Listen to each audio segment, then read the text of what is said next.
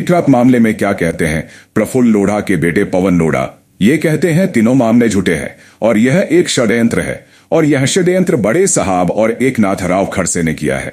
Honey trap होता तो हम लोग नोटों में खेलते थे, पर आज हमारे पास कुछ नहीं है।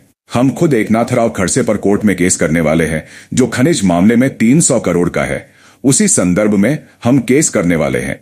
निखिल खड़से मामले में एसआईटी की भी जांच करने की मांग हम करने वाले हैं। जामनेर से हमारे यहां से मुंबई पुलिस एक लैपटॉप और 2 पेन ड्राइव ले गए हैं। गिरीश महाजन बड़ा नेता है, उस पर ये लोग सिर्फ आरोप लगा रहे हैं। हमारे बाप जादों की करोड़ों की दौलत है, मेरे पिता को केवल बदनाम किया जा रहा है। गिरीश महाजन हमारे सभी के लिए देवता है, ये कहना है पवन लोढ़ा जी का। हे तिन्ही गुन्हे खोटे, हे जे षड्यंत्र केलेलं आहे हे एकनाथराव खडसे यांनीच केलेलं आहे आणि प्लस मोठे साहेब। ह्या गुन्ह्याबद्दल काहीच म्हणजे काहीच नाही आहे।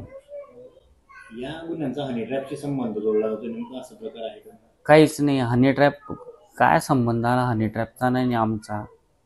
हनी ट्रॅप जर असता समजून घ्या तर आम्ही आज नोटांमध्ये खेळलो असतो, पण आज आमच्याकडे काहीच नाही। हा फक्त पब्लिसिटी स्टंट आहे की स्वतःकडे अटेन्शन सीक करायचं। खडसेंनी आरोप केला आहे की गेल्या काही वर्षांमध्ये आपली संपत्ती करोडोंनी वाढलेली आहे।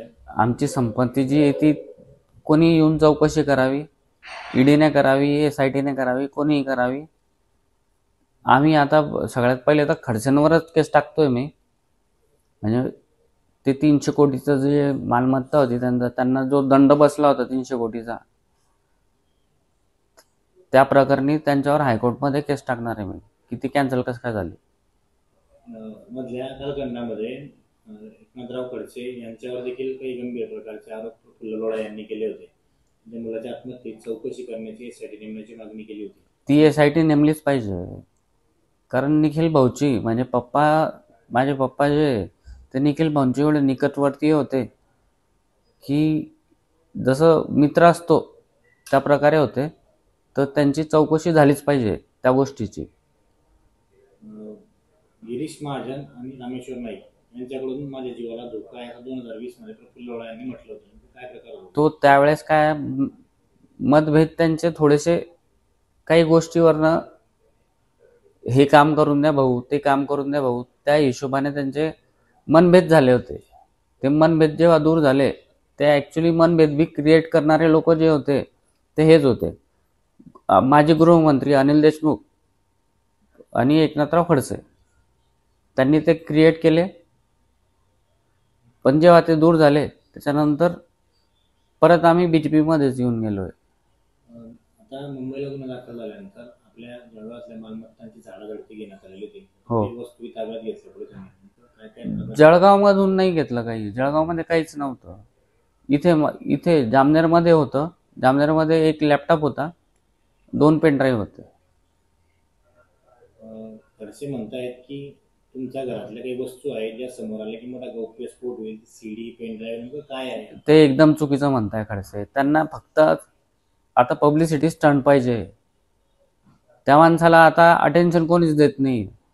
एकनाथराव खडसेंना अटेन्शन कोणीच देत नाही, त्यांना फक्त अटेन्शन पाहिजे। त्याच्यामुळे ते गिरीश महाजन सारखा मोठा नेता आहे त्याच्यावर आरोप करत आहे, दुसरा काहीच विषय नाही। जेव्हा राष्ट्रवादी सरकार होतं किंवा खडसे सत्तेत होते तेव्हा आपल्या मालमत्तांच्या काही चौकशी लावण्यात आलेल्या होत्या। हो, लावल्या होत्या ना त्यांनी।